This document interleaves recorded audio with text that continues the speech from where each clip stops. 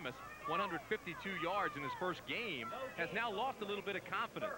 So they've got to get him back into this ball game, try to get him a couple of big gainers, and really try to rebuild that confidence as he comes out on 3rd and long. Rasul is out of Florida A&M University. Adam Walker comes in to take his place. 3rd down and 11. Ohio's been in this situation too many times for Larry Little's liking this season. O'Hara to pass, and he's sacked back at the 12-yard line by Pat Marlett. A loss of 8 yards, and they'll have to punt it away. A lot of pressure coming from that Knights front 4. And this is the kind of pressure they had last week as well. Marlatt coming, watch him now.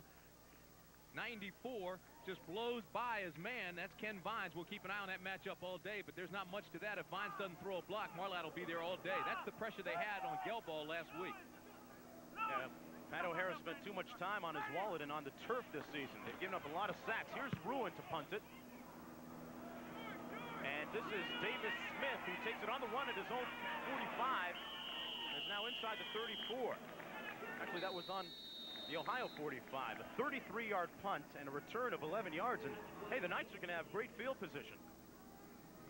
Want to remind you again that if you wanted to see that Barcelona-San Antonio game, it's been delayed, and they're about to kick it off in about maybe 30 minutes from now, at about 1:45 Eastern time.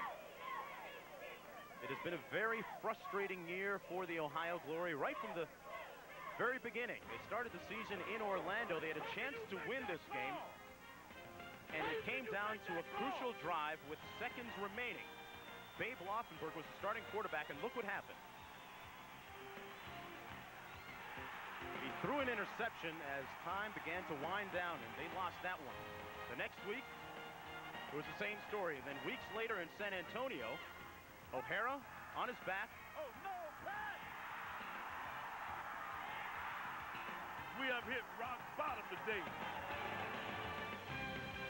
But then, just last week, Jerry Corrick from 46 yards out for the win. And he nails it. Jubilation for head coach Larry Little. A big win for his squad. And there's a calmer Larry Little. Boy, I haven't seen him move that fast in a long time. He looks calm, but I tell you what, inside, he's got to be churning because the offense got absolutely nothing in their first series. And now, as Reggie Slack comes on, the field has really been shortened for him. He takes over inside the 35. Slack with 8 touchdown passes, 5 interceptions on the season. He's the #2 rated quarterback in the World League. He's the key to this run and shoot attack. Opposite. You got 3 receivers to the bottom of your screen.